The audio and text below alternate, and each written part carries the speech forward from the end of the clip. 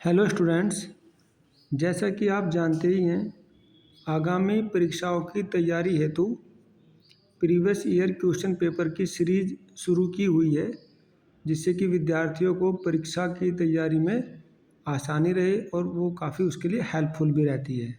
ठीक है, तो इसी सीरीज में आज का जो पेपर है वो BLLB सेकंड सेम का paper number 5, that is law of torts and consumer protection. देखिए, जैसा कि नाम से पता चल रहा है, ये दो कानून इसमें हैं, law of torts and consumer protection. ठीक है, दोनों से मिलकर ये पेपर बना है। सिलेबस मैंने आप सबको भेजा हुआ है। आप अब ये ऑब्जर्व करना है कि सिलेबस के अकॉर्डिंग पेपर कैसे बनता है। तो देखिए, ये latest previous year question paper है, लेटेस्ट PYQ बोलते हैं इसको, मई 2024 का। हालांकि मैंने मई 2025 का भी सर्च करने का प्रयास किया, वो मिल नहीं पाया। डोंट वरी, आप उसको सर्च करिएगा। आज इसी से काम चलाते हैं। ठीक है, देखिए, इसमें जो क्वेश्चन का पैटर्न है वो पहले वाले एग्जाम की तरह ही है, very short, short and long. Very short को आप नोट करें ज़रा। विधिक क्षति को परिभाषित करो। देखिए, अब ये लॉ शुरू हो गया। फर्स्ट सेम में तो लॉ नहीं था, उसमें तो आर्ट के सब्जेक्ट थे। ठीक है, अभी पहला पेपर लॉ का आ गया, इसको अच्छे से करना है, उसको बनाना है, नोट करना है, क्वेश्चन आंसर लिखने हैं। विधिक क्षति को परिभाषित करो, define the legal damage. Question number 2, अपकृत्य एवं अपराध में अंतर स्पष्ट करो। देखिए, शब्दों को जानने का प्रयास करिए, टर्मोलॉजी को। शुरुआत है अभी। Discuss the different between crime and tort. Okay. 3, प्रतिनिधिक दायित्व को समझाओ, define the vicarious liability. 4, nuisance, बाधा के कितने प्रकार हैं, समझाओ। Very important question, repeated question है ये।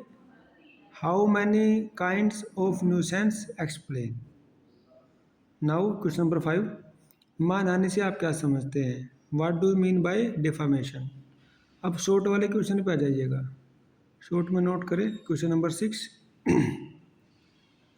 ये बड़ी इंपॉर्टेंट मैगजिम है, उबी जस इबी Remedium, explain with the help of decided case law.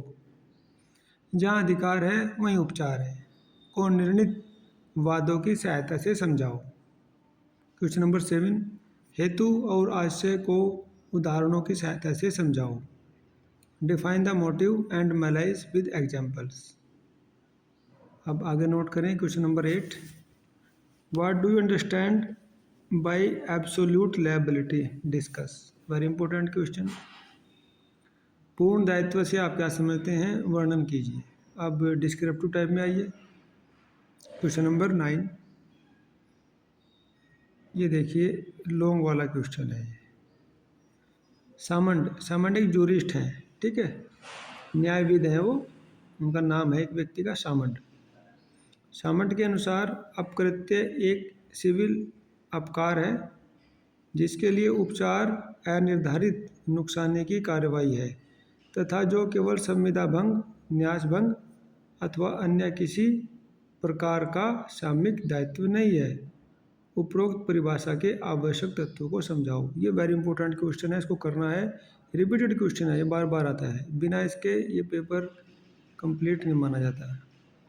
तो देखिए, according to Salmond, tort is a civil wrong for which the remedy is a common law action for unliquidated damages and which is not exclusively the breach of contract or the breach of trust or other merely equitable obligation. Explain the essential element of this definition. देखिए, ये टोट की definition दी हुई है सामंट के द्वारा, इसको explain करवाना चाह रहे हैं वो। ठीक है, इसको आपका आंसर मिल जाएगा आपको आसानी से, गूगल से मिलेगा, AI टूल से भी मिल जाएगा, आपके यूनिक में मिलेगा, बुक्स में मिलेगा, हर जगह मिलेगा। आवश्यकता है उसको ढूंढ करके नोटबुक में लिखने की। ठीक है, क्वेश्चन नंबर 10, अपकृत्य के सामान्य अपवाद आवश्यकता, देवकृत्य और अवसंभावित दुर्घटना को समझाइए। ये उसके एक्सेप्शंस हैं। Explain the general exceptions just as necessity, act of God and inevitable accident. ठीक है। क्वेश्चन नंबर 11, ये बहुत इंपॉर्टेंट है, इसको सबसे पहले करना होगा, क्योंकि जब ये करोगे तो उसके बाद ही सारी बातें शुरू होती हैं। पहले पता होना चाहिए दैट व्हाट इज टोट। क्वेश्चन बन गया व्हाट इज टोट, explain its nature and essential elements. अपकृत्य क्या है, इसकी प्रकृति एवं आवश्यक तत्वों को समझाइए। 12, राज्य के दायित्व पर एक निबंध लिखो।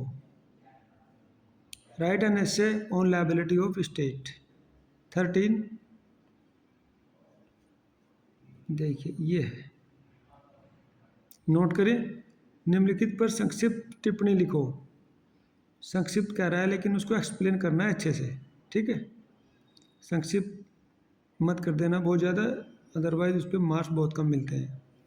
योगदायी उपेक्षा, सेवा की संविदा और सेवा के लिए संविदा।